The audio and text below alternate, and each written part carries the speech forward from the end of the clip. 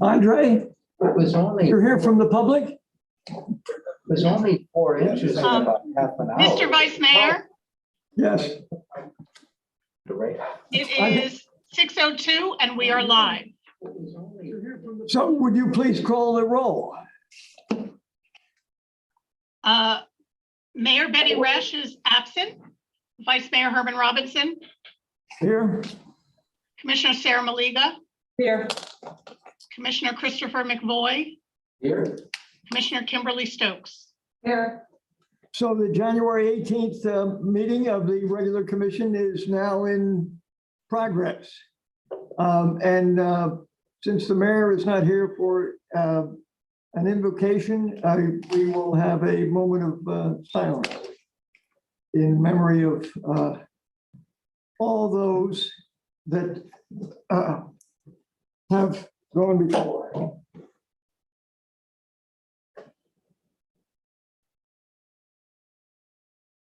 All right, thank you. And apparently, according to the script, I'm doing the Pledge of Allegiance. I pledge Allegiance to the flag of the United States of America and to the republic for which it stands one nation under God, indivisible, with liberty and justice for all. All right, so I should give Kim the hammer here so that she can hit me when I screw up. Any additions or deletions to the agenda? Yes, Mr. Vice Mayor, I have 3 deletions. Presentation A, the anti-racism proclamation, and new business C, resolution 08-2022, amending the City Commission's rules of procedure, were moved to the February 1st meeting. And presentation C, the presentation by Erica Whitfield of the school board, will be rescheduled. She had a family emergency. I don't have a new date yet. And that's all I have. Right, Commissioner, any comments, changes? The anti-racism proclamation will be read on February 1st. That's why we pulled it. Very good. Can I have motion to approve the agenda as amended? So moved. Second, Second. all those in favor? Aye. Good. Thank you. So we have presentations from Trevante Edmonds. Is he? Yes, he is here. Yes. Can I call him Tay? Yes. Please. All right. Good to see you, sir. Good evening, everyone. Good evening. Commissioners, Vice Mayor, residents, sorry, where I was. So thank you all for giving me this honor. I'm here to talk about Suits for Seniors and our collaboration with Healthier Lakewood. So Suits for Seniors was born in 2015 of November. Essentially, when I was in college, I was denied an opportunity because I didn't have the attire appropriate, necessary to get into an event. And that led me to go buy a suit from Walmart, and it inspired me to help kids after me be prepared with a mindset and a tailored suit so they can be successful for the rest of their lives. So I'll be very brief because I know you have very serious matters on the agenda, but go ahead. Next slide. You got it? Use the other side. Go the other side. It's not me, I promise.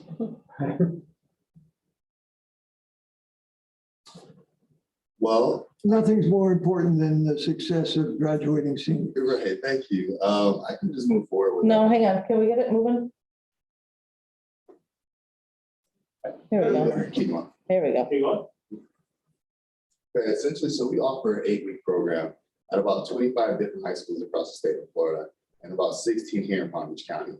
We target Title I schools. That means that the school is 75 free and reduced lunch. That means parents can afford lunch and breakfast for their children. So those are the schools that we target.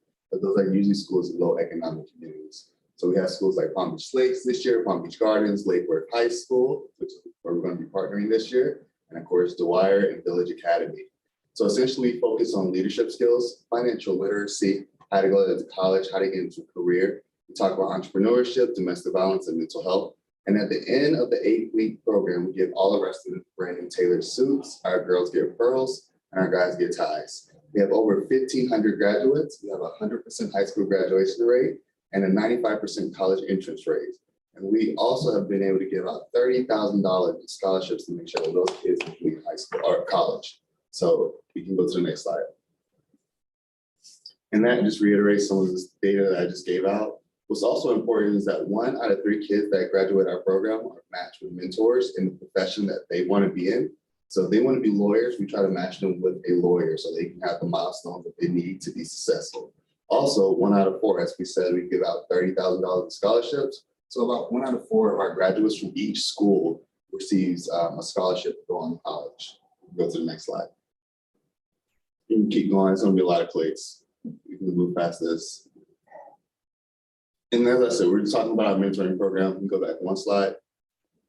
What we try to do, again, if you're trying to be a lawyer or a doctor, we try to make sure that we match up basically some of the personalities and interests and hobbies so our kids can have or see who they want to be in themselves.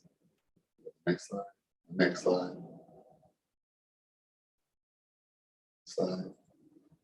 And what's important, people always ask, how are you supported with our organization? So over the past 6 years, we've had great sponsorships from the Police and Fire Foundation, from Palm Beach Gardens, from Quantum Foundation, the DeLuca Foundation, Honda Classic, Jim Moran Foundation. And now we're very much so honored and privileged to have a partnership with Healthier Lakewood. So this partnership is going to directly affect the residents of Lakewood and their families. We're going to be targeting Lakewood High School starting in the first week of February. That program will go on to maybe 2 weeks after spring break. So I'm looking at April 1st as your graduation day. I invite all of you out there to see the kids put on their tailored suit and also talk about what their future plans are. So I'm excited about what we're going to do in the future with Healthier Lakewood and how we continue this partnership. I know we have a very diverse demographic of students at Lakewood High School. Hopefully this program is so successful that we can continue to move to the middle schools and be more proactive in teaching our kids life skills, financial literacy, and how to be just great citizens of the community. So I thank you all for giving me this time to talk about the program and where we're going from here. And I would love to take questions if anyone has any. I have a question. The pearls for the young ladies, did that come from any sorority? Yeah, actually, you're right. It came from a story called Alpha Kappa Alpha. My girlfriend's a daughter, so you're dead on the smart. All right. Chuck some pearls. Good. You know your community. I like that. Right. I just want to say thank you for being here. I met with Javante a while ago, and I was astounded when I met with him that he was not in our high school.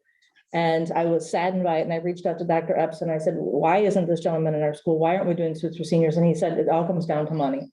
So with that, I introduced Javante to the Healthier Lakewood Board, Yes. and he was able to do a presentation, and they're here today to present you with something to kickstart your new program at the high school. And if I could just piggyback off of that, I want to say thank you so much. A lot of people talk about what they want to do in the community, but you make the steps happen to get it done, and we're here today. So thank you so much. No, thank you. It's a collaboration. Miss Carmel and Reggie are here from Healthier Lakewood. All of you going to get in? Well, I guess you all are. You want to say something, ladies? Good afternoon. I would like to call Commissioner Malika to join us here because she's our co-chair of the Sponsorship review. and we're not going to help us and this check. Everyone in the room, I'm just giving them a round of applause, please. This is only the starting money, and we gotta keep that money coming. So we just want to say that it is a privilege to be part of this for Healthier Lakewood District Partner, which is for seniors. And thank you, Commissioner Malika, for letting us know that it's been long that since the Lakewood High School wanted to implement for seniors to the school, and because of financial reason, they could not do that. So Healthier Lakewood Beach, in the community it's an honor for us to partner and, support our youth and making sure that they have what they need to thrive and become productive citizens. Thank you so much for your leadership. I appreciate Thank it. you, guys. This is awesome. Wait, are we? Can somebody get a picture first, Dad? I'll give you. Well, channel 5 will, Channel 5. so we're good. Ready? You guys don't mind, I'm sorry, 2 No, seconds, I'll let you absolutely get to the next agenda item. Thank you, ladies, for being here. Thank you so much. We tried to I need you all to smile behind the mask now, okay? People I can show it tell, all, right? people can see it. There you go. 1, you. Okay, thank you. That's awesome. Great. And Commissioner, I'm thank sure you so much for your time. Commissioner Stokes will get the educational task force involved I with know, and suits for seniors. Definitely. how many do you think you'll serve this graduation period? So we hope to serve about 25 students. 25 from Lakewood High. Very good. Thank you very much. Thank you, guys. Thank you, Commissioner. Because $5,000 is just a little drop in the bucket. You know, it's like much more than that, so. We just want I to do know. have a, Hang on, I think Commissioner Stokes has a question.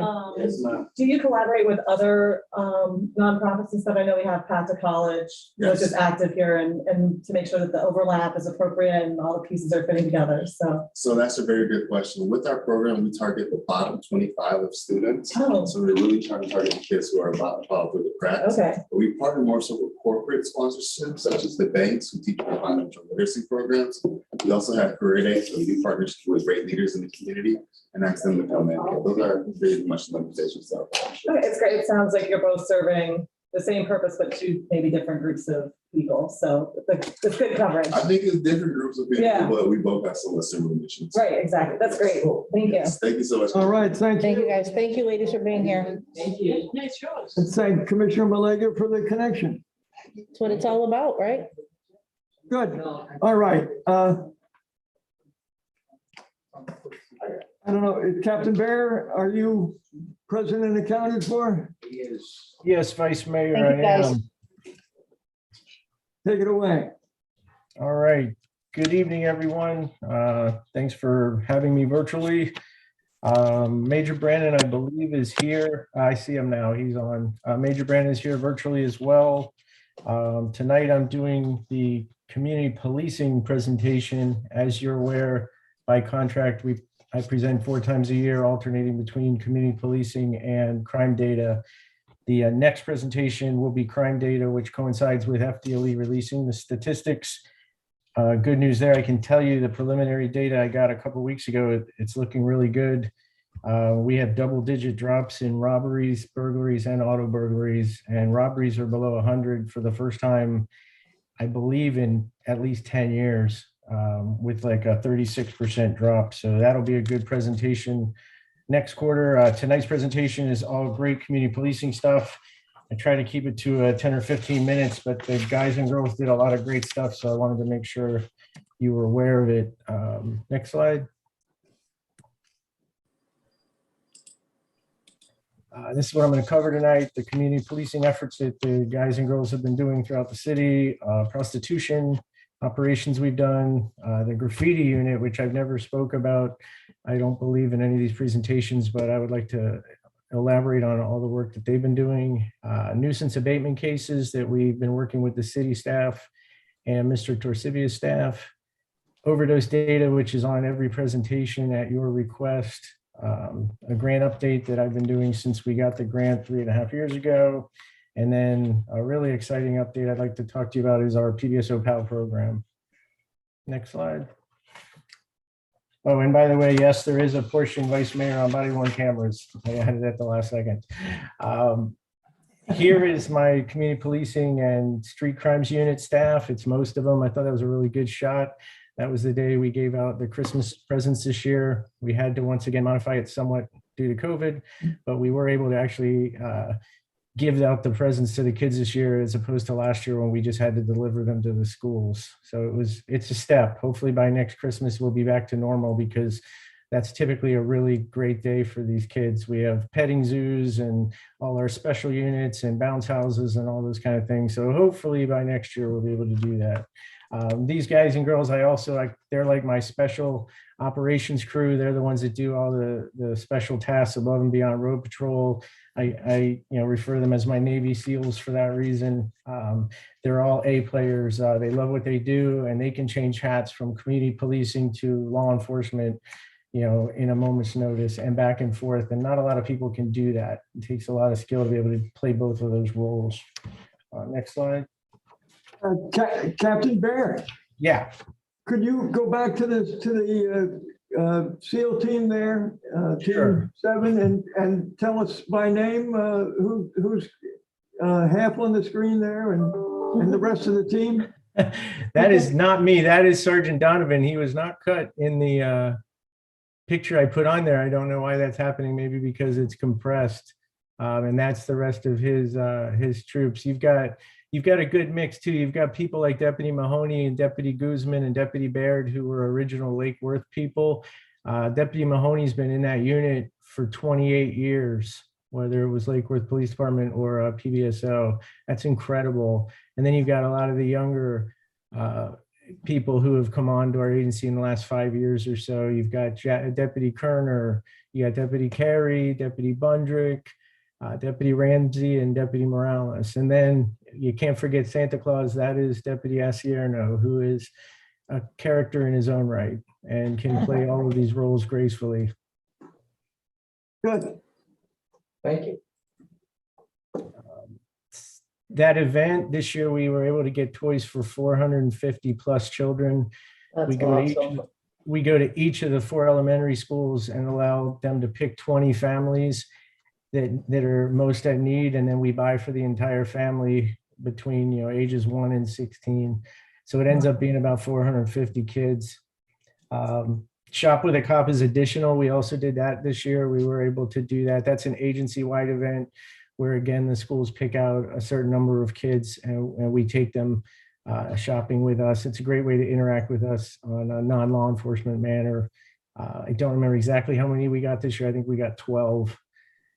The Lake Worth Beach Holiday Parade, as you all know, was awesome. That's a big undertaking. It takes a lot of manpower, but I think everybody did a great job, the city staff and our people. This one, Barton Elementary, the Home Depot Garden Project, this was an awesome event. Commissioner Maliga was there. Healthier Lake Worth was a huge part of it. We partnered with Home Depot and we built a nice garden at Barton Elementary, with which if you haven't been back, it's thriving. It's doing really well. There's a lot of stuff growing in the garden. Those 2 pictures on the left were the day we had a celebration of that. The one on the right, I had to put in there. That was the front of the parade with Greg Rice and Deputy Asierno. That was a great shot. Yeah. With the flag in the background right before the parade started. So that was a great day. It was nice to have the parade back. Next slide. We did the one community walk. COVID's hampered a lot of things, but it was nice to get the community walks back in the Royal Point Sienna neighborhood. I believe you all were there and it was well attended. We want to do more of those, especially while the weather's like this, before it gets hot again. I thought that was a real good event. We passed out a lot of make the call y'all cards in 3 languages. The Lake Worth Pastor event, Pastors Cato and Pinckney approached me and they wanted to do like an open air event at the Washington Wingfield where the citizens could interact with us, and we all spoke and we had some really good dialogue that day. We definitely want to do some more of that. That was a very good event. We did open the District 14 substation at the Osborne Center. We had a few meetings there with citizenry, our sergeants meetings, and then when this Omicron picked back up, we've kind of put a pause on that, but we'll definitely start using it again as hopefully this wave subsides. The anti-bullying program, you're all aware, I believe this is the 10th year of doing it, and this year we added Barton. So we're doing 3 out of the 4 elementary schools. We've got 1 left, which is Highland. They initially didn't want it years ago. They wanted to focus on their test scores, but we're going to reapproach them because we're doing it at 3. We want to get a chance to do all 4 schools. Hopefully we'll be able to take the kids to Legoland. The kids are doing well. We have really good group of kids at each of the 3 schools this year. We're tentatively scheduled to go to Legoland at the end of February. We're going to see how COVID's doing. Next slide. This was one of the For the Children events down at the Osborne Center. Again, it's really good to see the guys and girls interacting with the kids in a non-traditional law enforcement manner. We all believe that's important, and it's great for the community building. Next slide. Thank you for inviting us to the Halloween event. I thought that was a success. That was a great event. Good timing with COVID to have it outside and such, but the deputies all really enjoyed it. Next slide. I've mentioned them before, but we've continued to partner up within Jacob's Shoes where we do events at the schools. Again, the teachers identify who's in need, and this nonprofit Jacob's Shoes provides the shoes, and then we go and interact with the kids, and we present them to them. The Unity Wall, as you all know, was a great event. We were happy to be part of it. That's Deputy Rizzo on the mural. We were honored to have him on there. I thought it came out wonderful. That was a great day, and it looks great down there. We've done a few bike helmet giveaways. We have some available for specific circumstances as well, if you're aware of people who need them, children. We did a seatbelt awareness event where instead of tickets, I think we gave out coffee mugs and trying to get people to wear their seatbelts. Operation Clear Track is a national event that we participated in since we had the railroad grant a couple of years ago, and we're trying to get it back. It was more of an educational thing where one day a year we try to educate people about not taking shortcuts and crossing the tracks. Operation Happy Hour was to curtail the open air drinking, particularly on the main thoroughfares such as Dixie Highway. We had a few areas where that was a major issue, and we made several arrests and warnings, and we participated in a Lantana fishing event with the children too. Next slide. Prostitution, as you know, has been a quality of life issue for many, many years. It takes constant maintenance. I don't know what you're seeing, but we're seeing a lot less of them, particularly in the daytime. We did 8 of the details in 2021, resulted in 27 arrests, and we've seen a noticeable reduction in activity, as I said. In my day, I was able to get 5 in one day at different times by myself, so it's definitely trending in the right direction. A lot of times where we would go out and get 10, we're only getting 3. So we're going to keep on it so that we keep it under control and it doesn't come right back. Next slide. The Graffiti Unit. Our agency has 2 full-time graffiti units where there's a deputy assigned, and then they have a couple of trustees. They proactively look for the graffiti and paint it out or clean it themselves, and they also respond to calls. If a deputy sees graffiti, a patrol deputy, we made it as simple as possible for them. They take a picture and email the location and the photo to the graffiti unit. And then, of course, citizens and the city staff also call it in. This is a double-edged sword. I'm pleased to say that last year in Lakewood Beach, they did 963 pieces of graffiti at 346 locations. And the rest of the county had 925 locations. So we were a third of the graffiti. For that reason, we have one of the 2 units assigned to us solely, and at times we actually have both, and then the other unit is available for the rest of the county. I would say 80% to 90% of the removals were self-initiated by those 2 deputies. So they're out every day looking for it. And it's, again, something we have to stay on top of. Captain, that picture is not in Lakewood Beach, correct? That is not. Luckily, I could not find one in Lakewood Well, Beach, but no, that is not. Don't show pictures like that if they're not representative of Lakewood Beach. That map to the other side, though, is that's a map of where they all were last year within the city, the numbers. I have a question about, I know in the last year or so, I've seen a lot of white spaces, like I think Tuppence maybe before they were getting ready for their mural and their wall was completely painted white, or Unit Wall. A lot of the times that's like just an invitation for people to come and mark it up. And now that those have been filled, are we seeing less graffiti? Because we're seeing less open. It ebbs and flows. There's a couple prolific graffiti artists, as you would say, that are out and about, and they move around or they get arrested. As they come back out, it spikes up. We're not seeing as much gang graffiti. It's more of the tagging. But yeah, I would say it ebbs and flows a little, but it's something that remains somewhat steady, and we have to be constantly in the maintenance phase. And it's a broken window effect.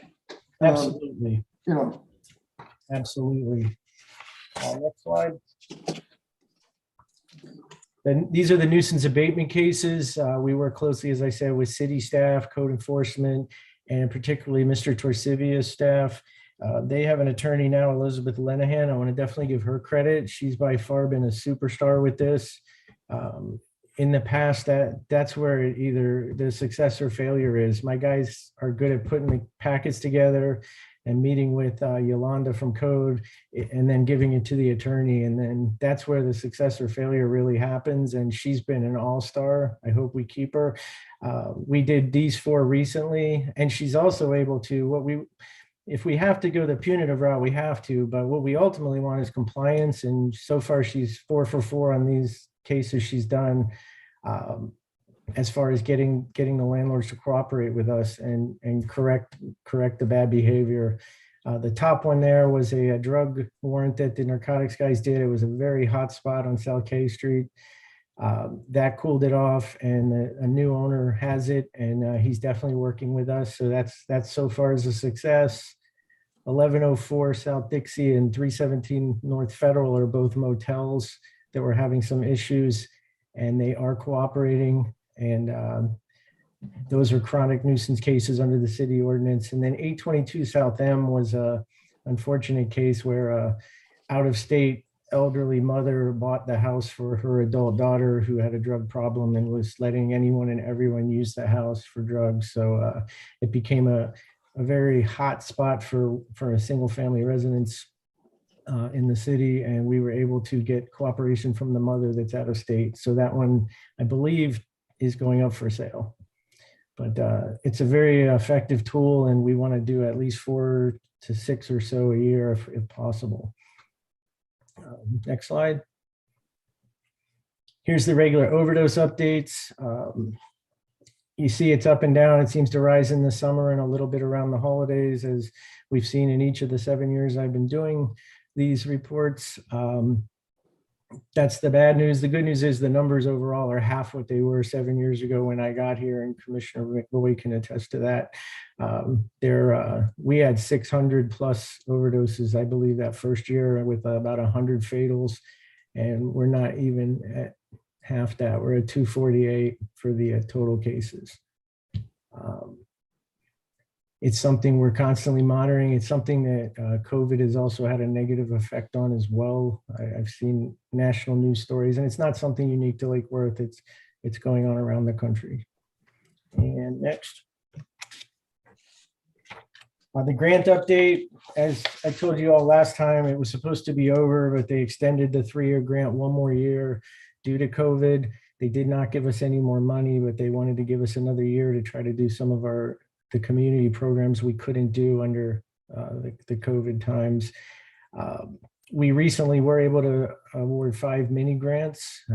These are the winners and what they're doing with it. City of Lake Worth actually got one for leisure services.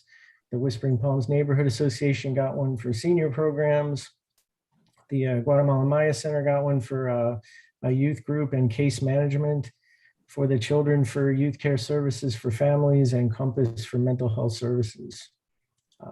We had a board. There was a grant member on the board, Lieutenant Lavinia, and I believe one of the NAPC members, and a bunch of people interviewed and put in for it, and those were the 5 winners.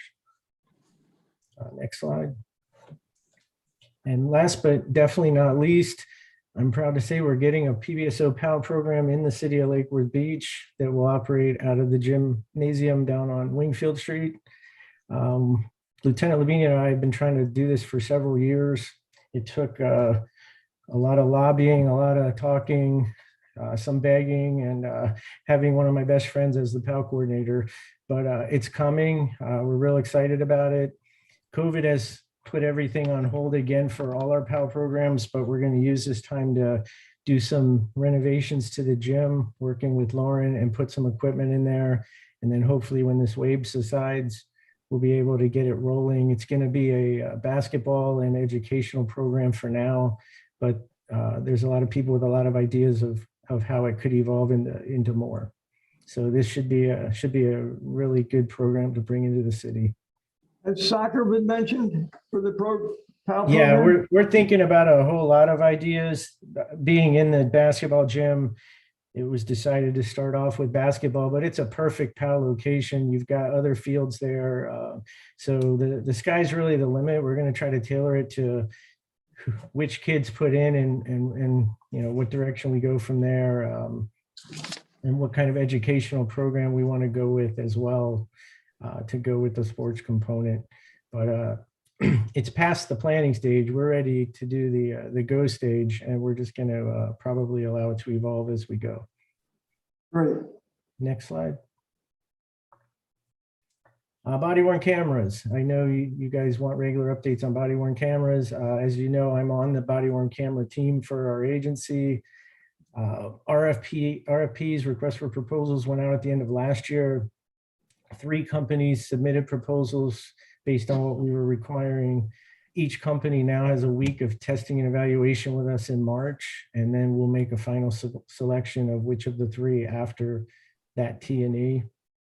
And the ball should start rolling a lot faster at that point.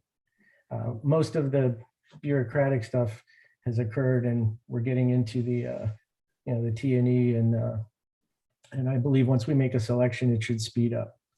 I'm a member, I am not in charge of that program, but that's the vibe I see. Next slide. And with that, I'll take any questions. Any questions? I do have some. Thank you, Captain Bear, for quite a bit of detail. That's helpful to get a sense of things. Certainly a lot of activities, particularly under the community policing, a lot of different things that you're doing. I guess one of my concerns is trying to figure out how to match what maybe some folks in the community understand as community policing, or what I might, which my understanding might not be perfect, but and some of the activities versus some of the things that I hear with great regularity. Certainly you're aware that I've come in both by email and in person with noise concerns, and I kind of would have classified that under community policing of interacting directly with our community on things that relate to quality of life.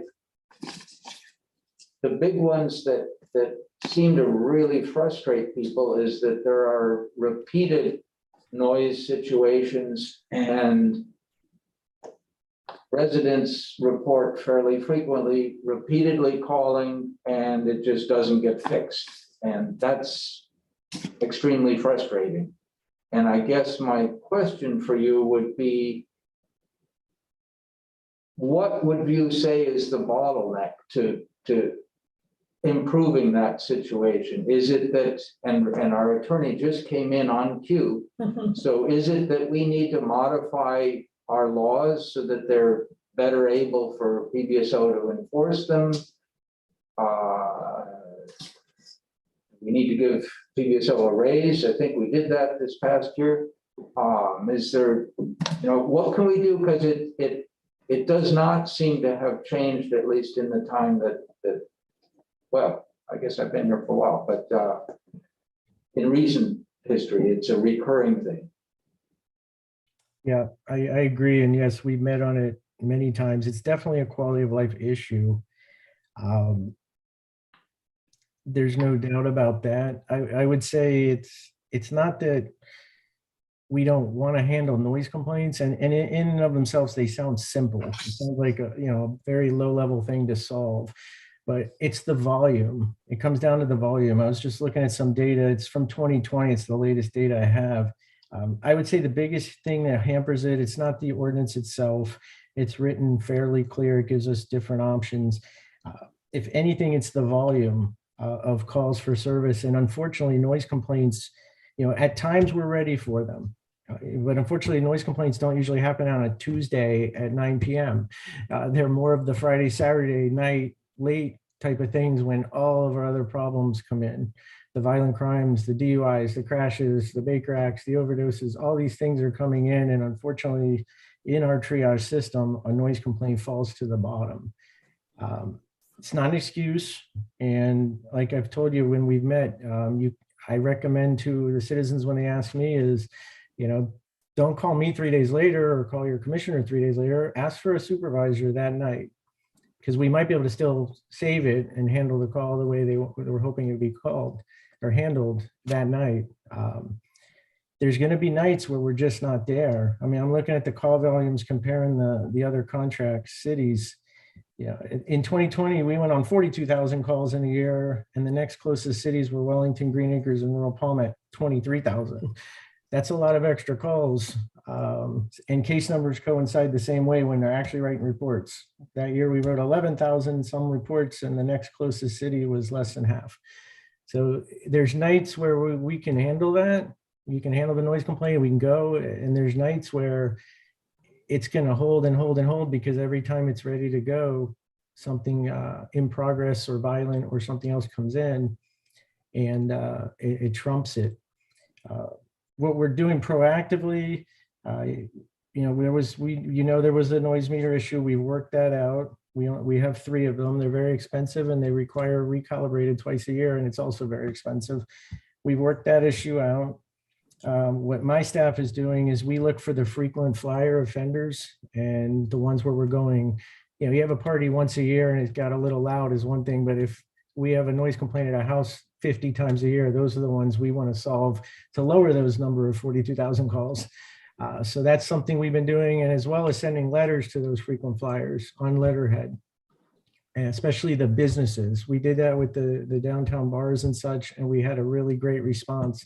We sent them a formal letter on our letterhead, and every single one of them returned the call and talked to us, and most of them said they weren't aware, and they've worked with us. So we're trying to reduce that volume so that whether it's Friday night at 10 o'clock at night or a Tuesday at 10 in the morning, we have the amount of staff to handle every single call that comes in within minutes of it coming in.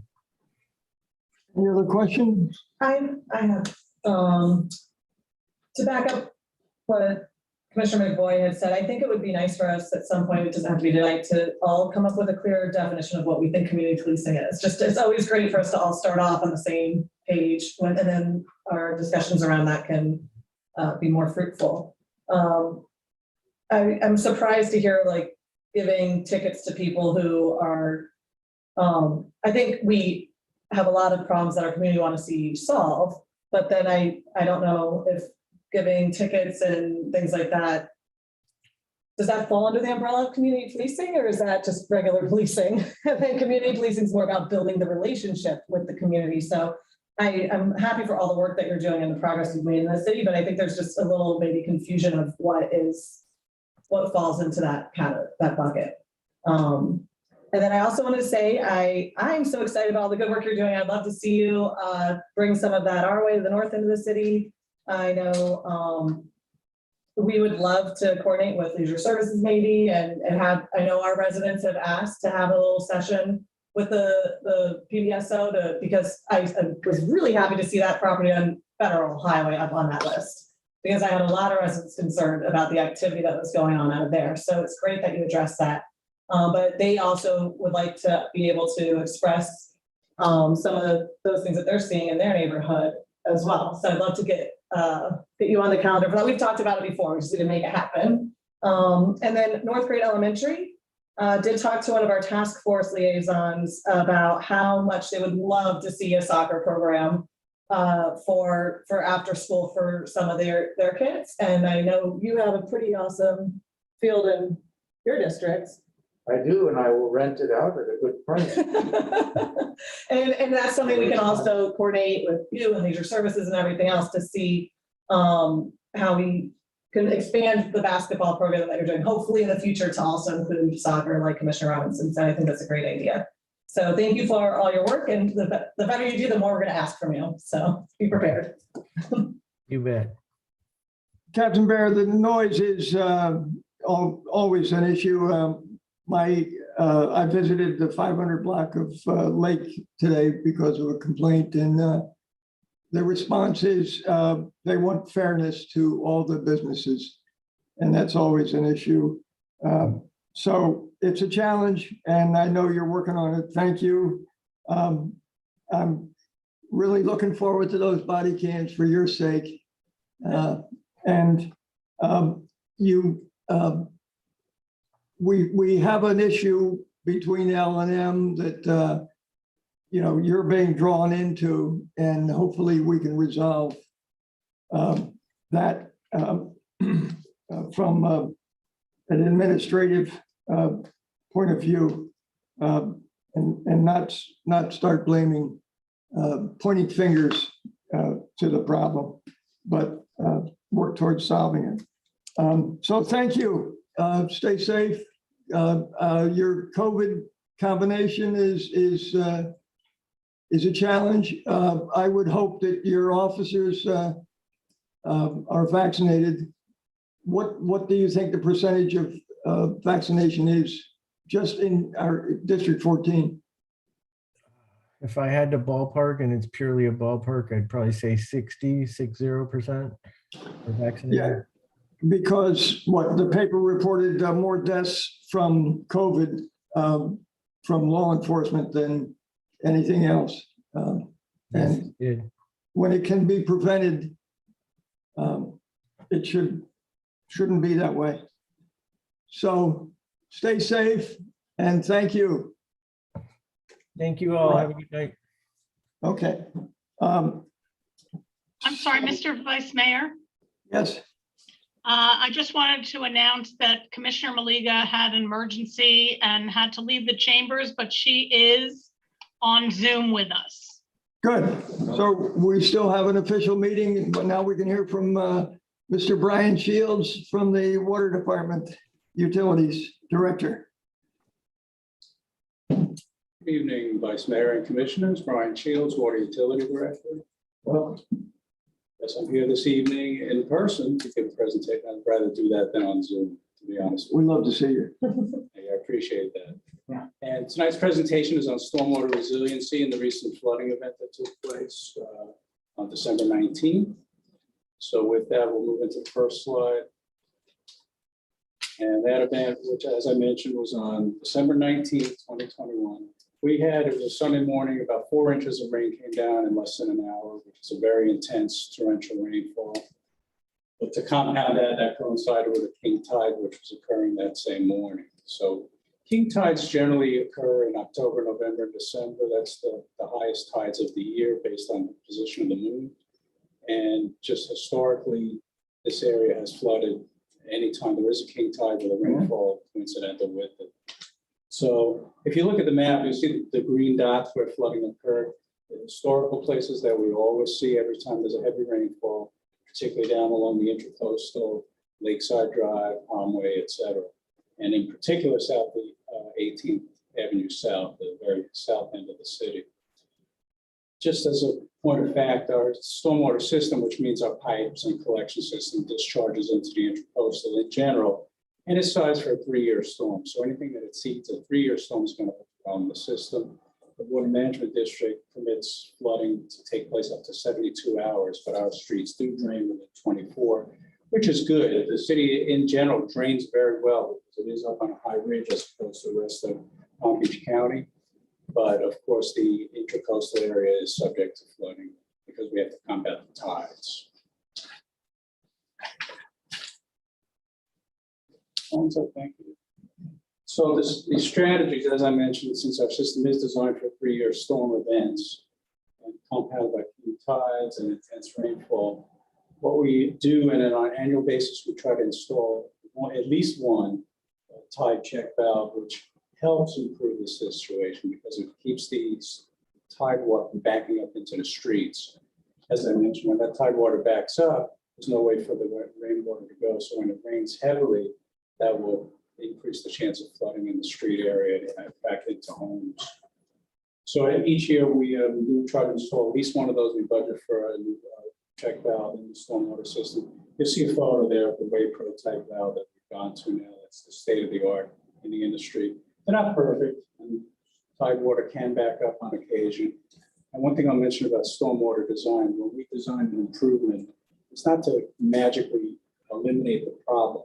What we do is reduce the severity of the problem. Stormwater in itself Takes time to recede, but we'll make it recede quicker with our improvements than it normally would without those improvements taking place. But again, it's not a total cure-all. We wouldn't design for a 100-year storm. It would be uneconomical. Pipes would be so huge that they'd never be used. So we do design around risk and reward type scenario, and the system will get overwhelmed on occasion. Last meeting, you guys all approved the local mitigation strategy that Palm Beach County has in place.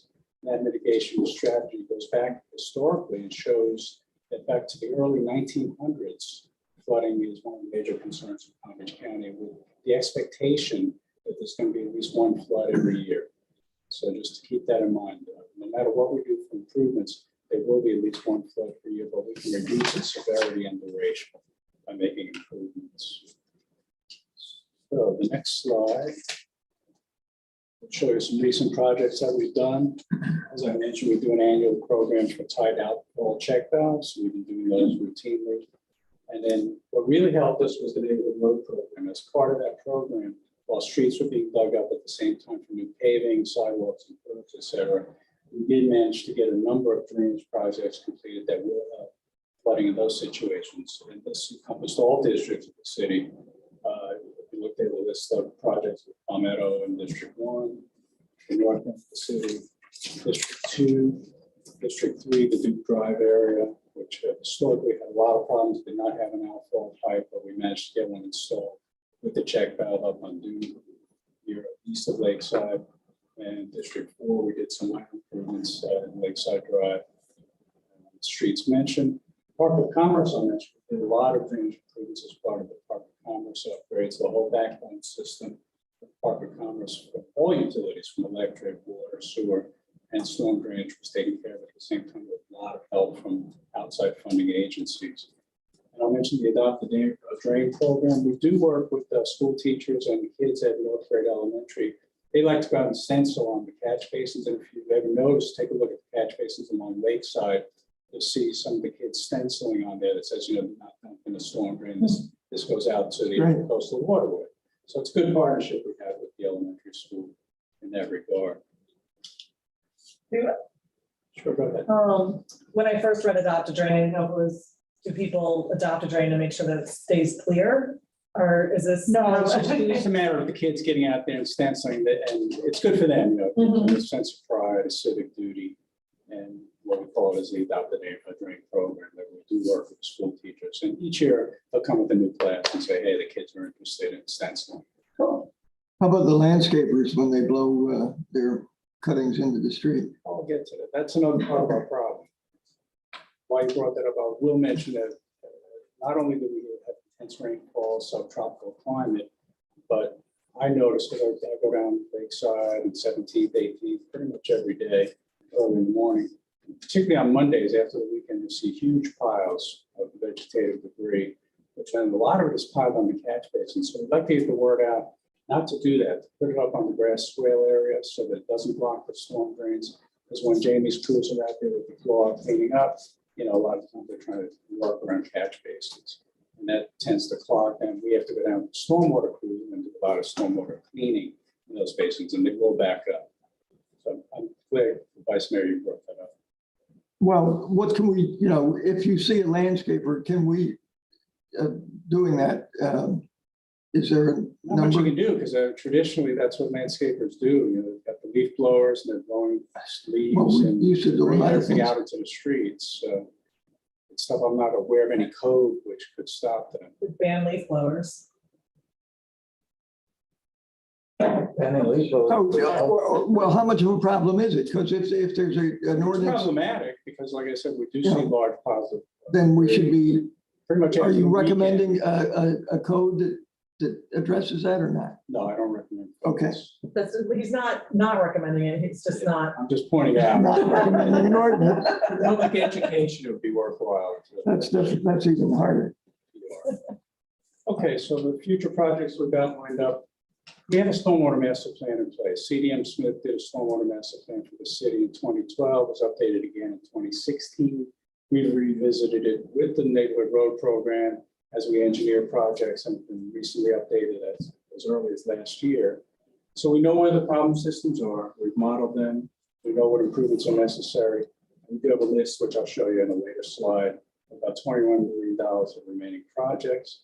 Some of them are stormwater quality improvements because the intercoast is an estuary, and we are limited by our NPDES, National Pollutant Discharge Elimination System permits, to reduce the amount, the nutrient and suspended solids load going out. So we do have a number of projects on our list which show baffle boxes and stormwater quality improvement type projects.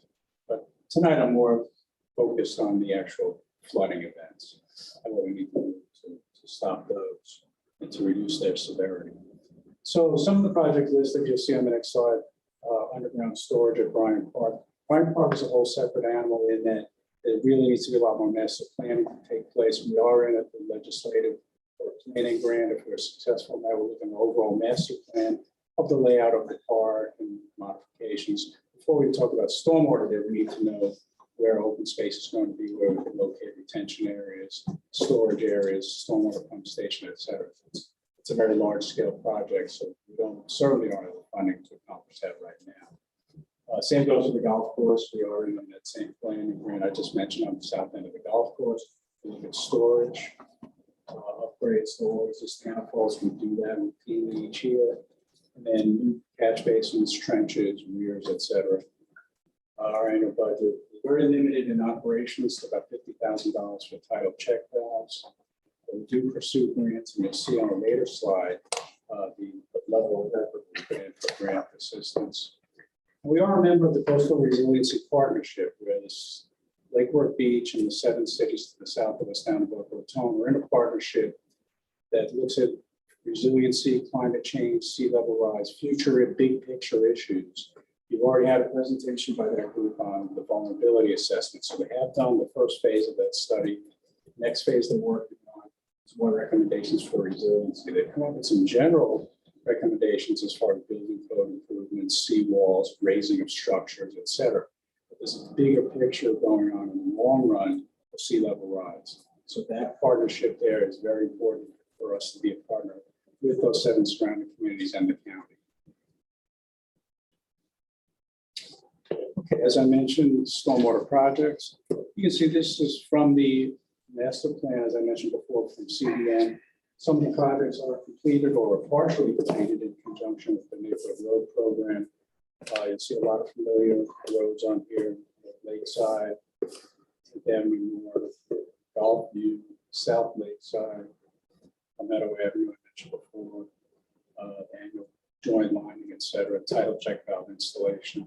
But the bottom line is we have about $20 million worth of projects that we could use funding for. And this is intended to be long term. In other words, we will not be able to do all these projects in a 1-year period. It's sort of a long range planning effort.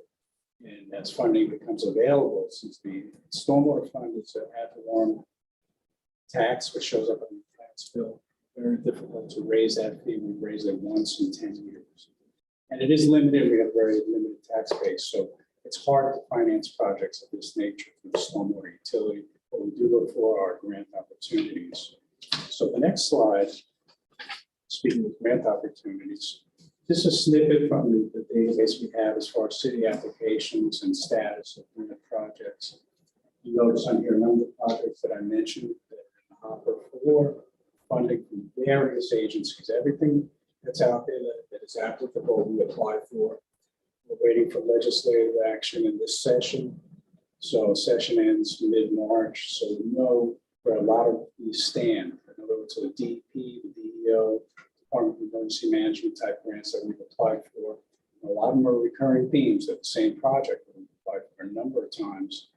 And the good news on some of them, they require much less of a match. It's like some require 150,000, some require 300,000, et cetera. You can see on this snippet here.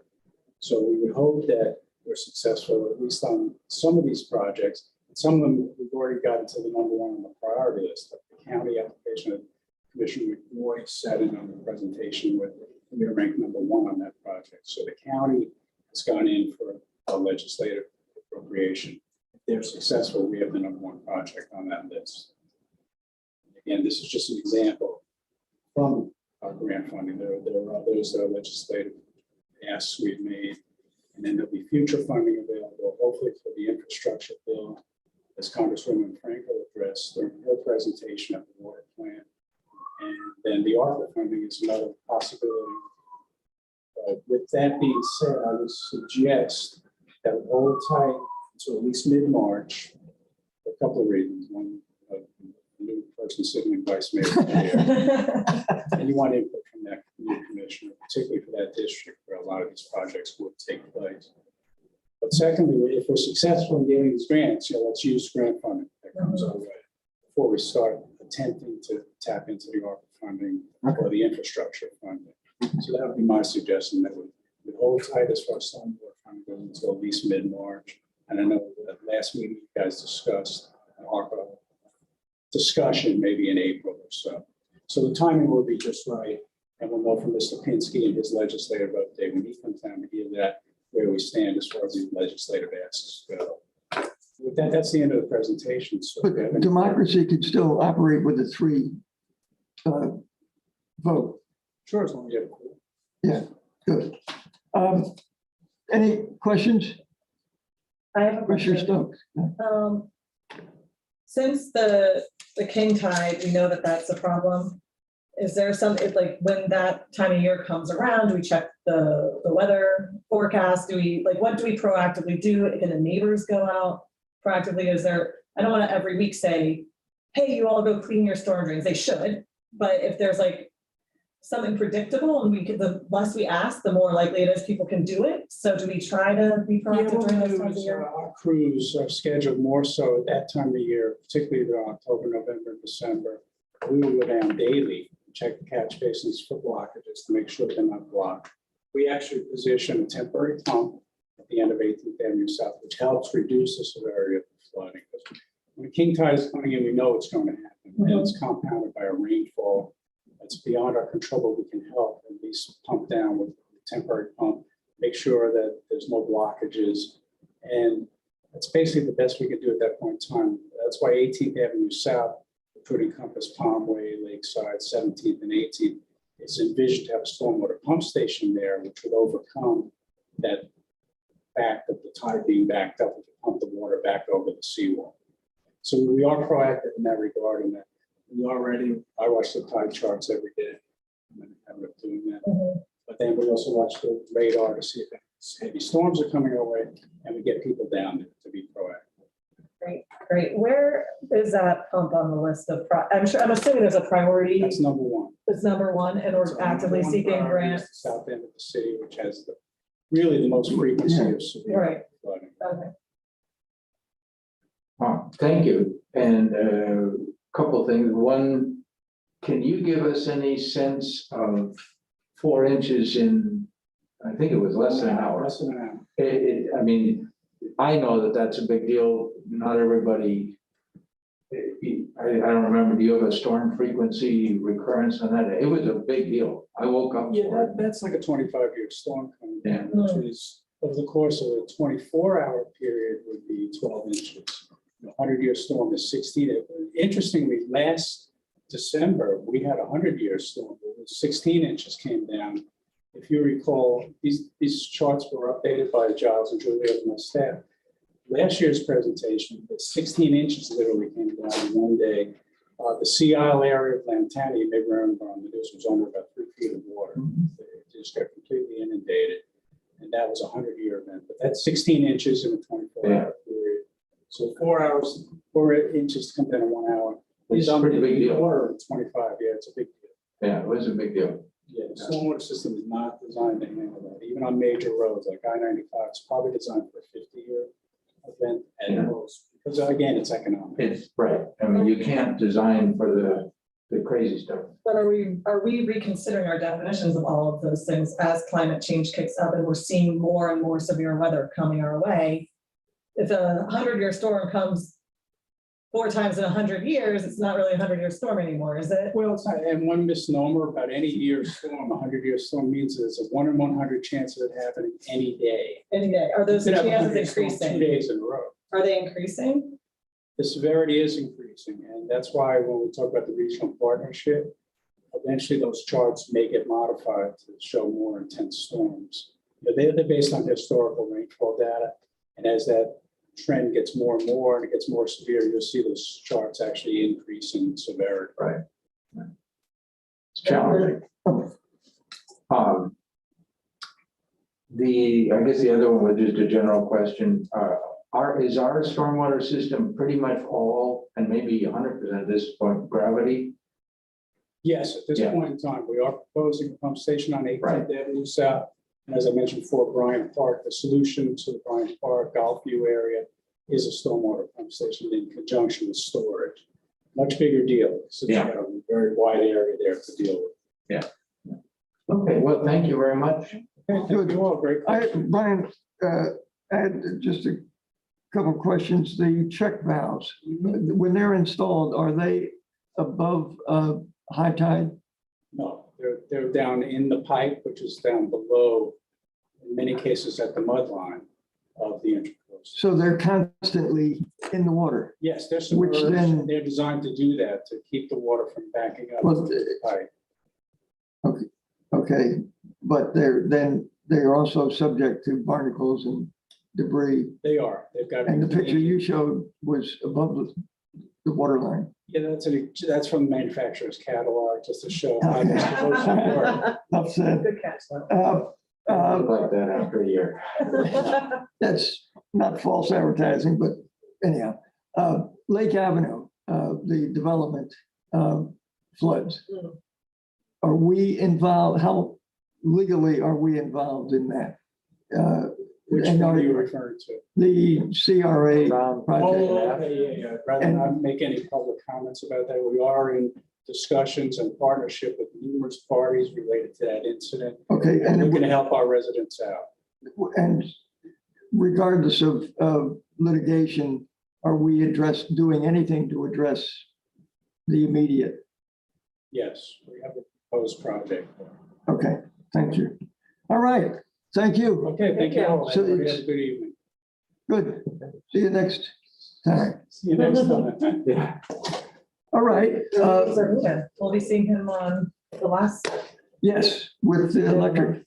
And I look forward to Commissioner Erica Whitfield, our representative to the school board, coming back as soon as she can, I hope. That doesn't represent too much of a problem for her. So we're on to Commission Liaison reports. Commissioner Malega is, I am here. all right, go ahead. I apologize that I had to leave abruptly. My sincere apologies. I didn't mean to disturb anything. As far as updates, I just want to say that I have been never more thankful and happy with the celebrations yesterday for Dr. Martin Luther King. I think that it was extremely successful. I was very honored to take part in that. Just to keep everybody abreast, I've been trying to educate as many people as I can in regards to the 4 questions that will be on the ballot. I sent that off to the NAPC and asked them to forward that to all their presidents to make sure that we're educating voters that there are 4 very important questions on the election in March. And besides that, I know a lot of the neighborhoods are going to be electing new board members and new presidents and vice presidents and secretaries in the next 2 weeks. So I'm excited to see what happens with the neighborhood associations and their elections. That's it. That's it. That's all I got. All right, thank you. Commissioner McBoy. I too was happy that we as a city do the celebration for Martin Luther King Day. I hope that we will keep the focus not just on recognizing him, but also on trying to move our community in substantive ways forward on some of the issues that he cared very deeply about, and that some of which still plague us.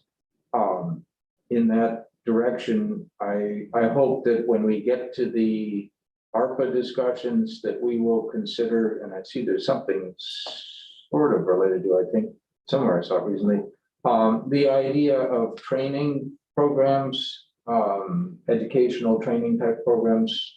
It's something that Pastor Tony Cato and I have talked about. He's probably talked with several of us about doing that, so that we keep that in mind. In terms of technology, you're Yeah. talking about training, not Open technology, racial training, but actual technical training. exactly, yeah. And here in the community, in the areas where there's the most demand and need. So I'd like to keep that. I particularly enjoyed, or enjoyed is the right word, but I did enjoy it, but very strong program about representative and presidential candidate Shirley Chisholm in the 70s.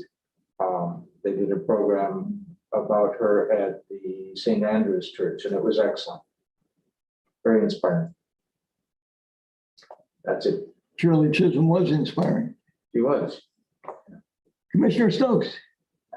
Yes, I also enjoyed all of the events we had this weekend. I brought my girls to the Osborne Center on Saturday to help clean up the area surrounding the gym there. They had a good time. They participated for 45 solid minutes, which is good for a 5-year-old and 8-year-old. I was very proud of them. They had some great entertainment.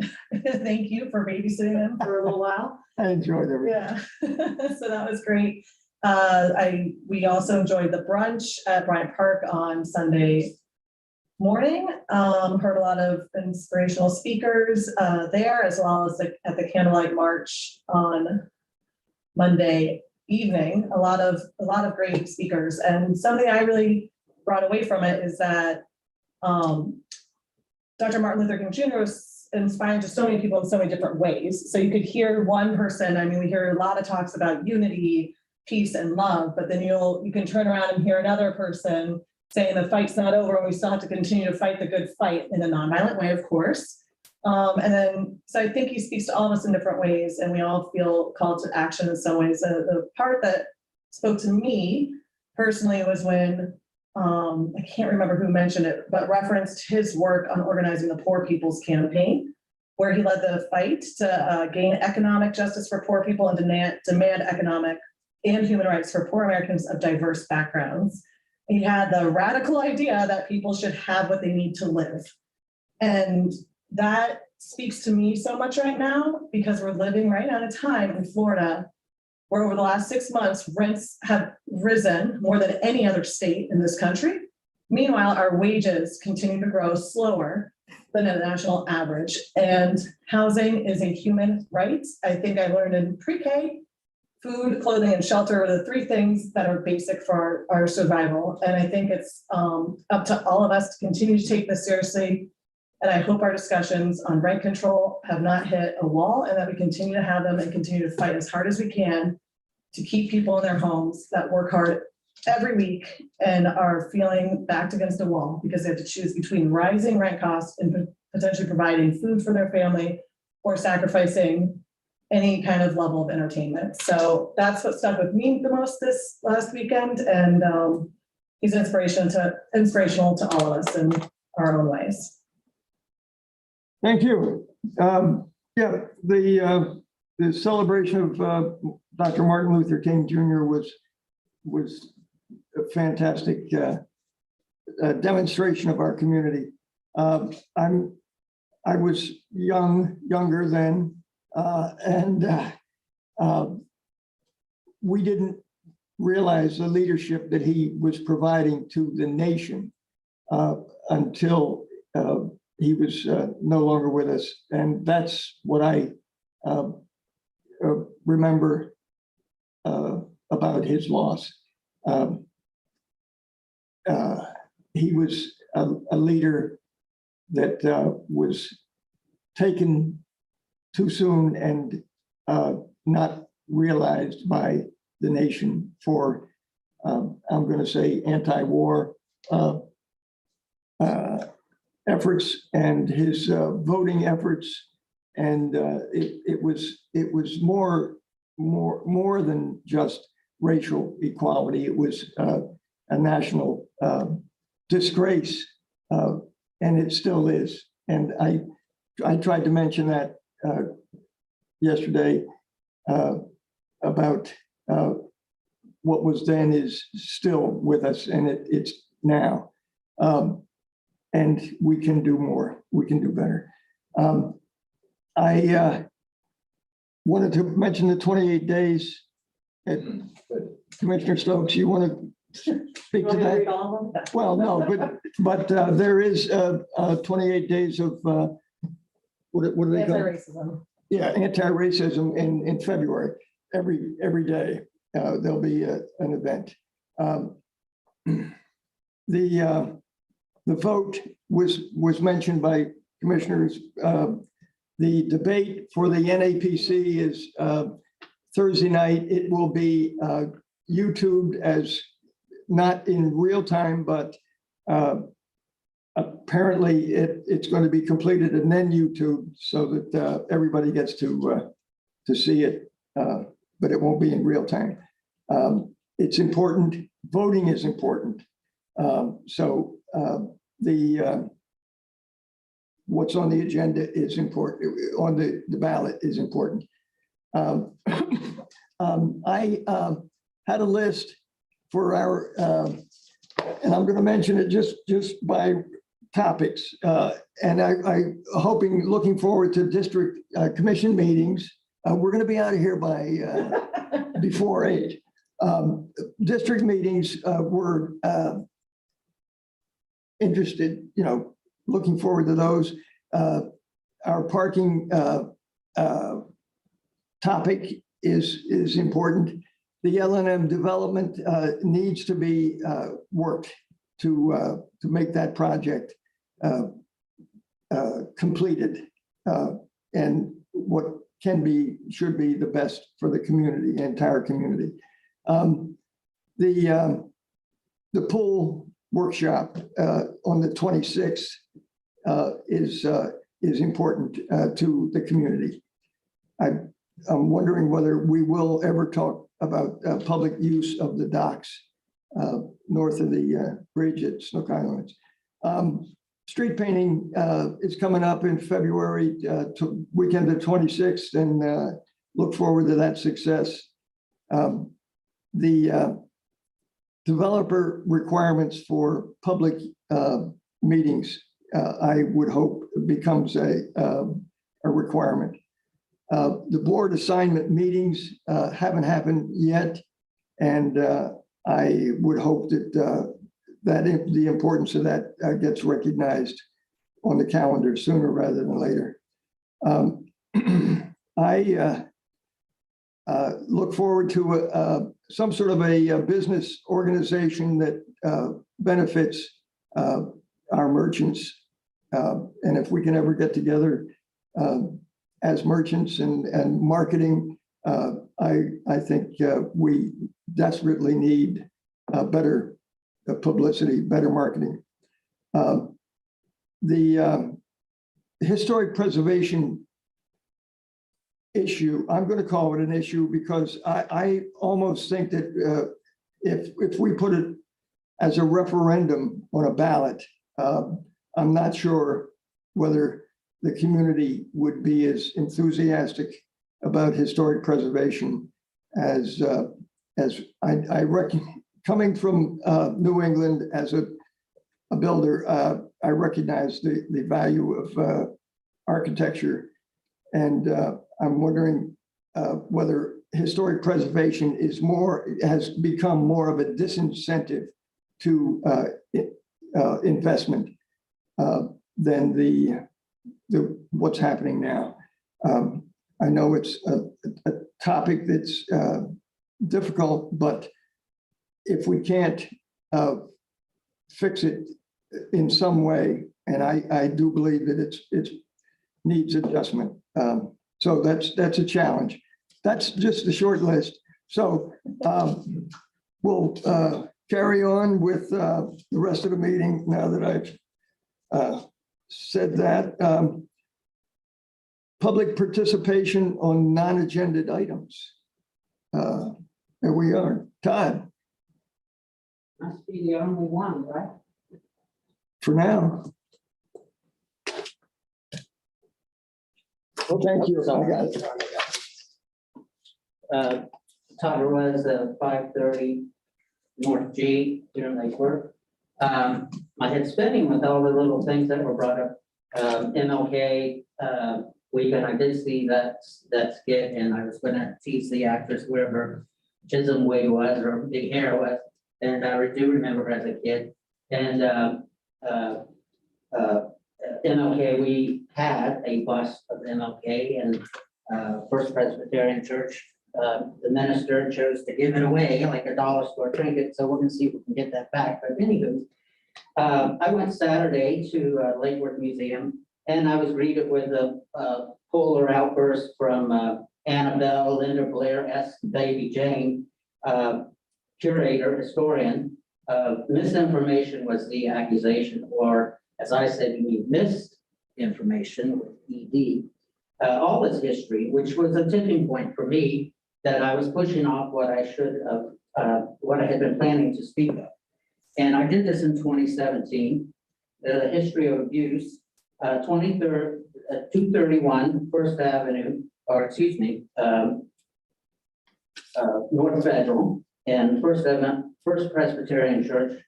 An event took place, a tag team gangbang of insult, humiliation between two sheriff officers and a victim. The little bird told me. That comes out of the Bible. We secular makes it mean gossip, but really it's, you never know who's listening.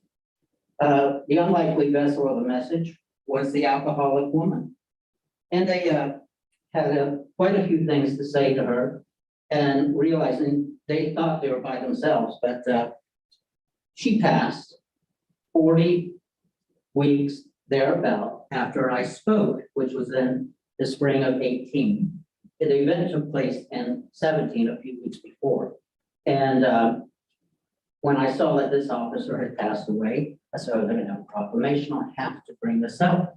But when I spoke in 18, the officer passed away in August of 19. That was Officer David German. By the book, it was said in the obituary, and I thought, which book? What book? This way, the other officer was never brought to attention, was never brought up that what he had said. I know what was said, I was there. The woman that died, the unlikely vessel of the message, was Victoria Bird.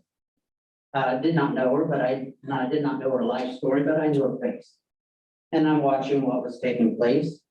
And when she died in December of 18, there about 40 weeks after I spoke, the officer died there about 40 weeks after she died.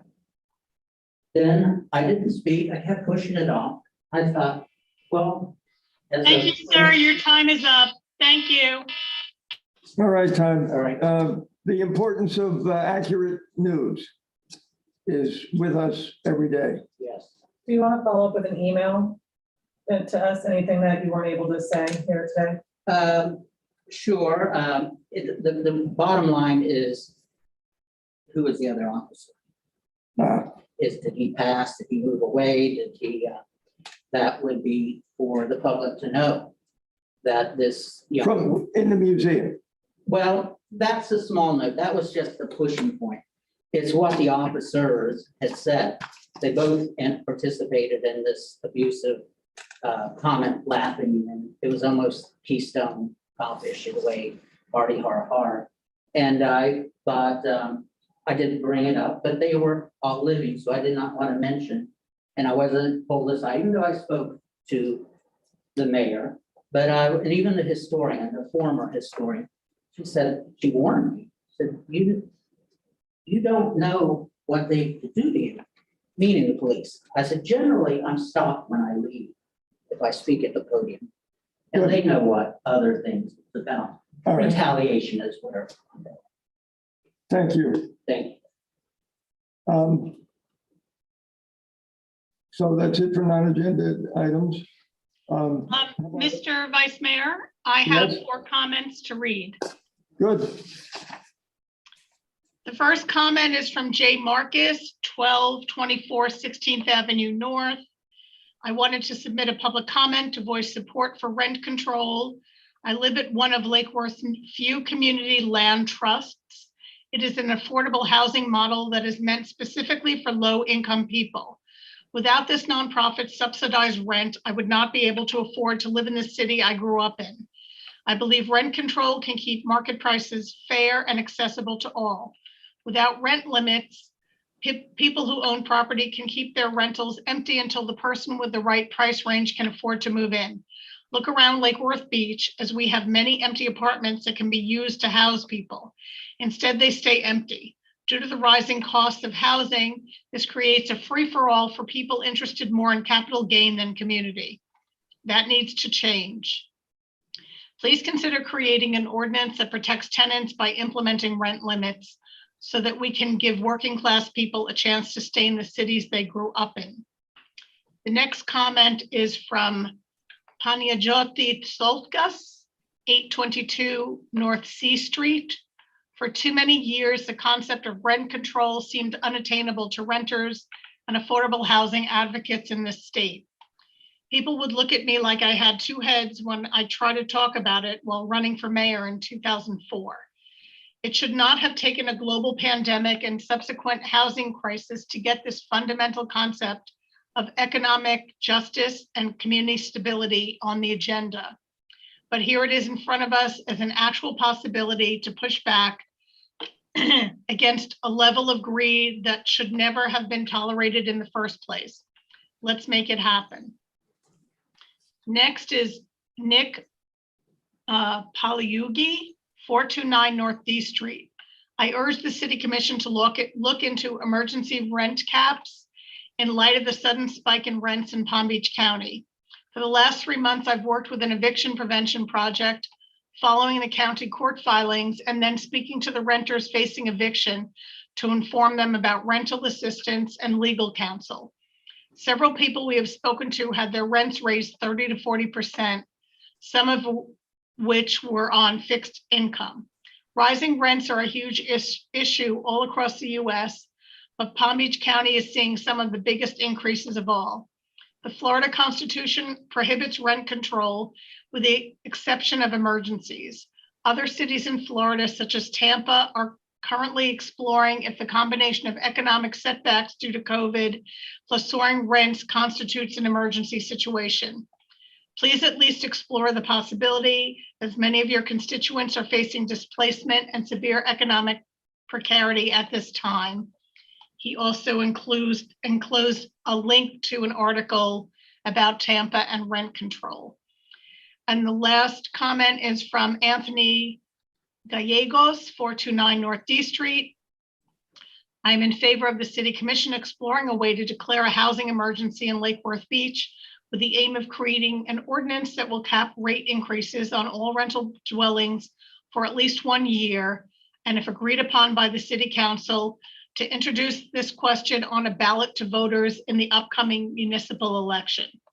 I believe the commission ought to explore all the options available to them in order to bring relief to the residents of the city, most of whom are renters. As you all know, we are in the middle of a continuing public health and housing crisis.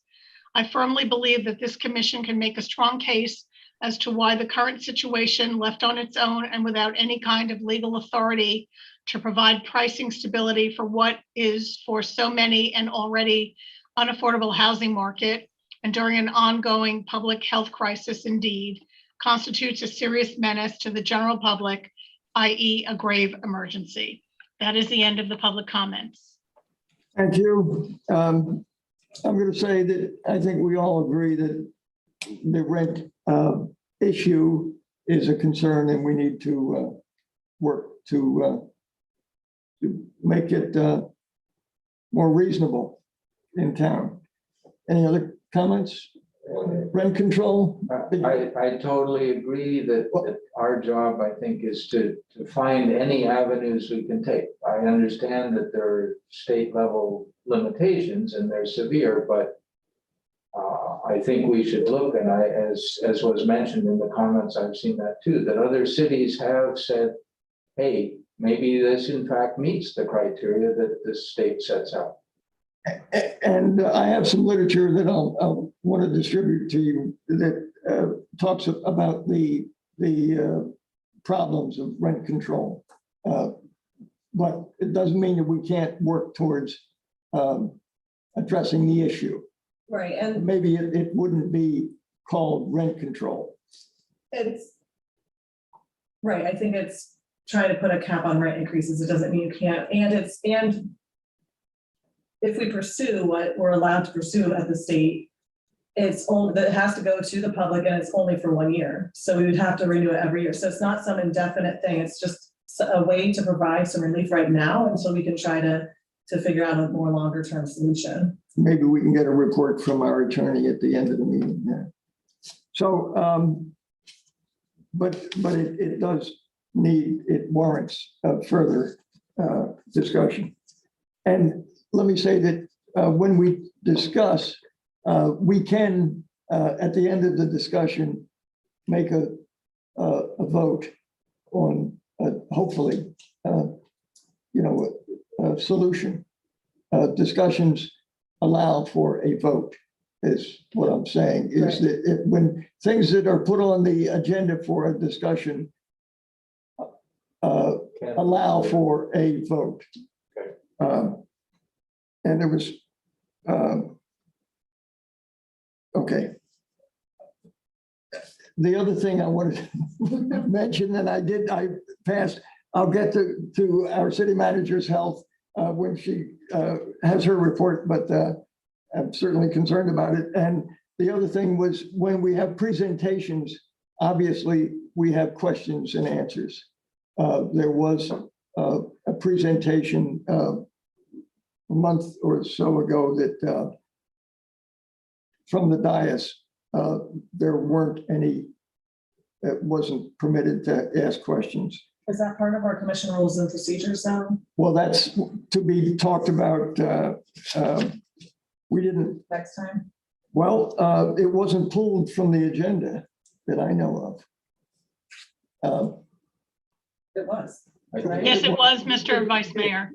Yes, we did. So we will talk about that at our next meeting. Yes. I assume it's going to be on the agenda for next meeting. So can we have a motion for the approval of the minutes for December 2nd pre-agenda workshop? Motion to approve. Thank you. Second. Commissioner McVoy. Okay, all those in favor, yes. Right. No opposed. And the same thing for our January 4th regular meeting minutes. Motion. Thank you.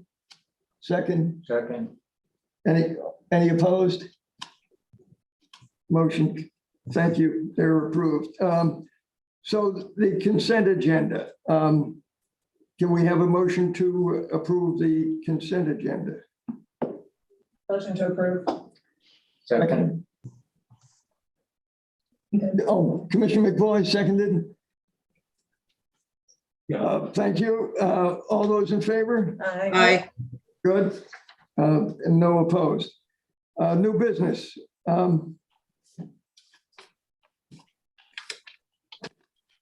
Right along. The work order for the paving lady. Anybody from Public Works? I'm here. I recognize the voice.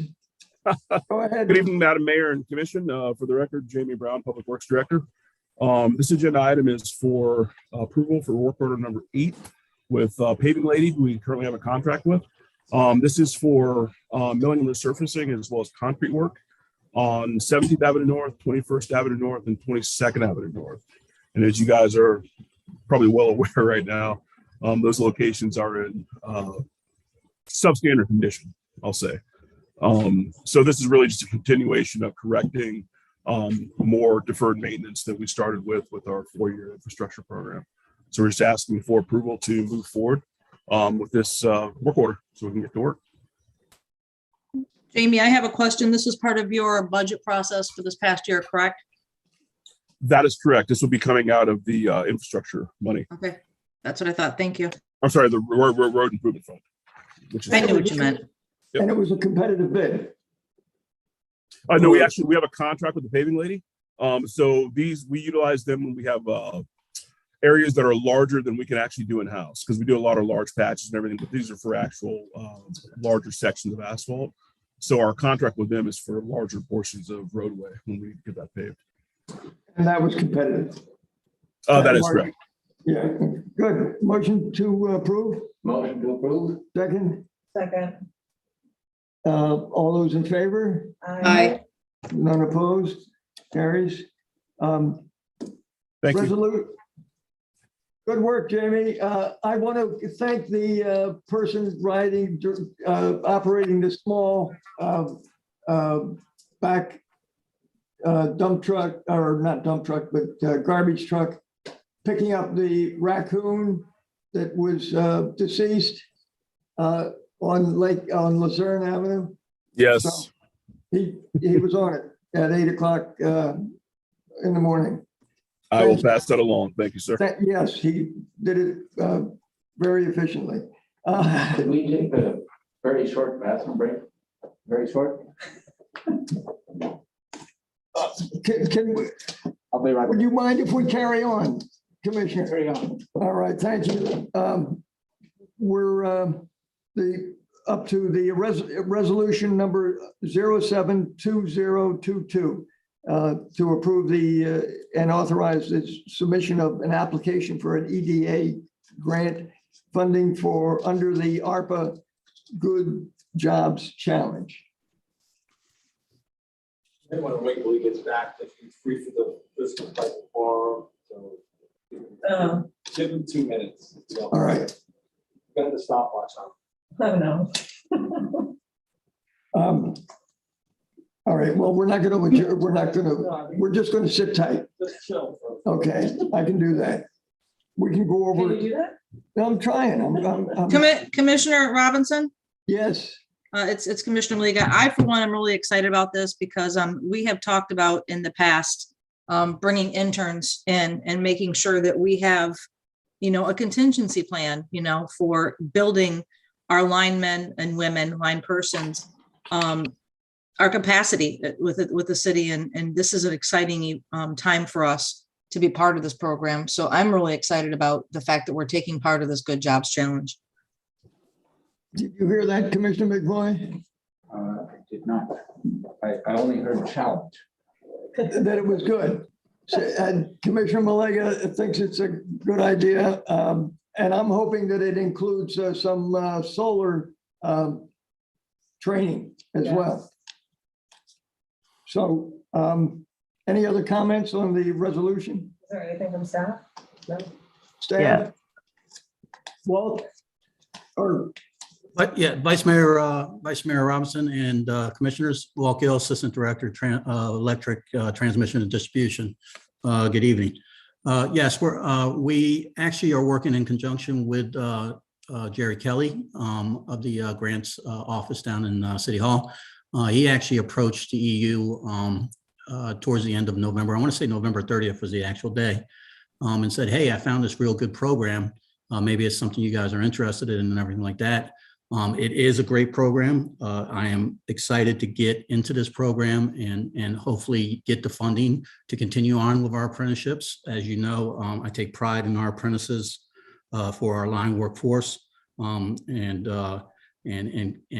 love the guys and gals that actually come out and do this stuff and everything.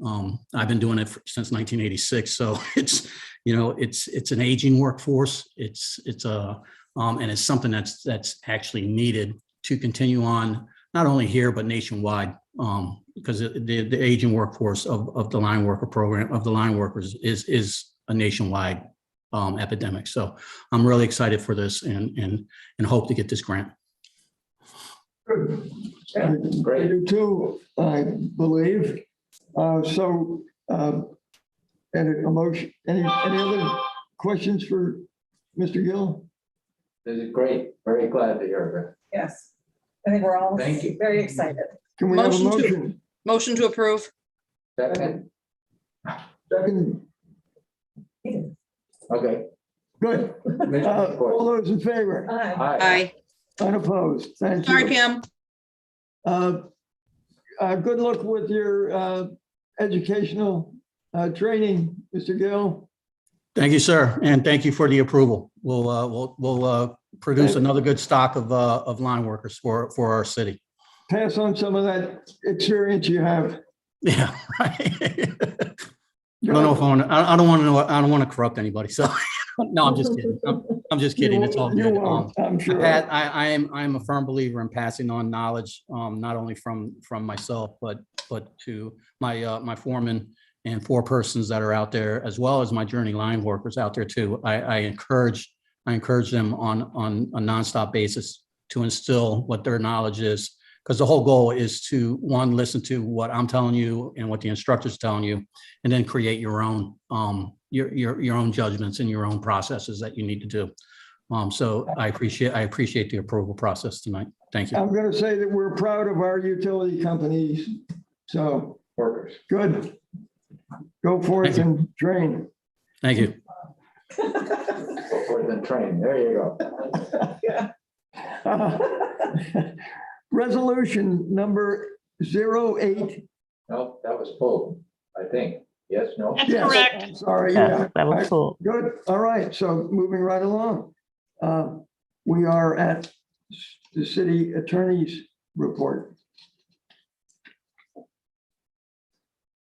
I'll have a 2-hour report tonight. Good, Okay. we have time. Got reports, everybody stay safe. You all know about COVID. I heard the comments about rent control. I think you all got Christie's memo about that, so we'll do what we can towards your direction. That's about it. Yes. And we will work towards an improvement to the rental market. Your advice is that rent control is not in the cards. It's a challenge to go rent, you know, I mean, you have to go through a very laborious process. If you do pass an ordinance, you got to do it every year. You have to do a study. So if you want to go down that path, try to go down that path, but it's not an easy path. Well, let's take the most efficient path. And rent control probably wouldn't be the most efficient or immediate That's approach. What would be more immediate? To be discussed, but I mentioned if a rent has increased and we can verify that rent increase that exceeds, I'm going to say 6% or any number we decide on, it triggers a notice to code department and the building department that property is brought up to a standard that justifies the rent increase. Is that, And do that, that? First I've heard of it. Think about that. That's. And I think what you're hearing from us is, okay, we've heard the legal opinion and respect the legal opinion that it's not impossible under the state statutes. It does have a number of hurdles. Maybe we want to take that on, maybe we don't, we're not quite sure yet, I don't think, but we definitely, I think there's a strong feeling on the commission that we got to do something, and being creative about what that is fine. Don't get us into trouble with Tallahassee, but if there's, you know, and Commissioner Robinson has one suggestion, is there some way that we can put the message out to landlords that, hey, you raise your rent as you want, but you're going to be under more scrutiny? That's one angle. I don't know what other, I mean. I think that, I mean, like I said, I'll look at that. First time I heard it, and any other creative ideas we have, so I hear you loud and clear. I mean, rents are skyrocketing. We all know that. And then so, and you're again, you can do the rent control, but it's going to take a long time. You got to get a study, pass an ordinance, then you got to pass it again next year. So creative ideas are welcome. So, Have you, do you have partnerships with other cities are doing this? So they're putting together the briefs, and so is there a way to reach out to the other attorneys to find out if they lay the groundwork, and then we just have to plug in Lake Worth specific details because they've already laid the groundwork for rent control? For to pursue it to meet the statute requirements. I'm not sure of what cities are doing that. St. Petersburg is. St. Pete voted to 6 to at 1. least look at it. I don't know how far they are. look at what they're doing. Yeah. Mr. Is it Vice- possible to, The city manager has her hand raised. Oh, I'm sorry, city manager. Good evening. I'm sorry to interject, but I did want to share that I've heard from a number of the commissioners regarding this matter. And so we'll be reaching out to cities within Florida to see what their creative approaches have been and experiences and glean from those experiences and see what we can do to learn what they've creatively come up with and challenges. So as we embark on this issue. one other thing I thought of, because it doesn't take somebody with a ton of foresight to predict what's happening. As we approved all of these developments for our sustainability bonus, they kept saying, we're market rate. Oh, but our rates are in line with workforce housing. It's like, well, for how long? We know, like, we know we can see the trend that's going on. Is there a way to put into our sustainability bonus that you will not qualify if you increase your rent 20% in a year? I think I am not against raising rates. It's reasonable. Costs go up. The landlord, I'm not trying to say that they are never allowed to recuperate those costs, but 20, 30, 40, 50%. Yeah, I don't think any of us are convinced that the costs have gone up Right, so if correspondingly. they want to build these larger projects within our city, saying that they're doing so and it's going to provide more housing for people in that price range, but then they're able to build it and then 2 years later shoot up the rent, is there something we can put into that sustainability bonus program? Probably, yes. That's a CRA.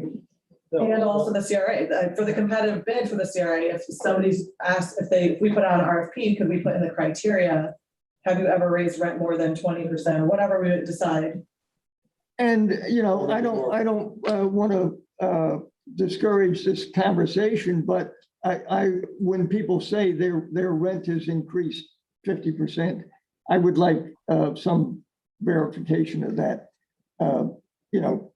Just because somebody said my rent went up doesn't justify a lot, a panic.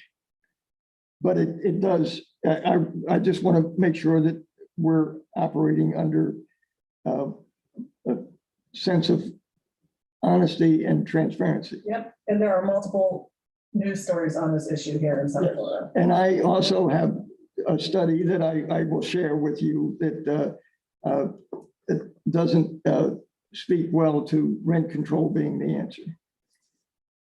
But we look forward to struggling with the issue and coming up with a solution. I mean, she's heard it, we've heard it, we hear it. We're all thinking, we appreciate all the creative thoughts because It's not an obvious thing, and even, suppose that you had rent control, how does that work? How do you know what everybody's? how do you?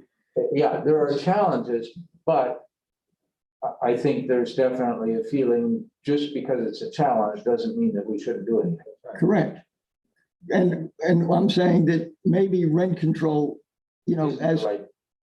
it's a good word, it's a buzzword, but I think that it could be problematic. How about rent relief? We hear you loud and clear. Some Yeah. kind of way to provide assistance to the tenants in the town. And if we were to mandate masks or vaccinations, we wouldn't be able to do that, right? According to the governor. Well, you cannot mandate vaccinations. In your building, you can mandate masks. Okay. We're trying to understand the governor's understanding of a pandemic and what his approach to I'm ending not it. trying to understand. No, I'm not. Well, we need some understanding of actions. That's it for our money tonight. Good. City manager, how are you? And I'm hanging in there. I'm hanging in we want to there. hear from you. Yes. So, excuse my raspiness. I'm still recovering, and I'm sorry I can't be there in person. But something about this process is slow in this recovery, so, but doing well. I wanted to say, I heard all the reports on the MLK programs the other day, and I am so upset that I could not attend, being under the weather. But I am looking forward to watching. I understand there's a YouTube recording of it, so I'm excited about watching that, and look forward to joining it next year. Also, I wanted to give an update on our COVID operations and our impact from the COVID Omicron virus going around. We're doing well as far as our operations. We continue to provide services, and I think we're doing remarkably well considering the circumstances. We have staff, in and out as they go, but we're trying to make sure everyone's protected, and that some departments are staggering their shifts, and there are some working at home so that we are making sure everyone's protected and that we have continuity services. So things are going well. There may be in areas that information or our process may be a little slower than usual, some delays based on some of the illnesses within the organization. So I just ask everyone to be patient with that. But we haven't heard any complaints on responses, but I just wanted to put that out there, because as we move forward in this process and we all get through this latest wave, I just ask all will exercise patience, and we are certainly striving to make sure services continue and in a timely manner. But things are going well so far, so good.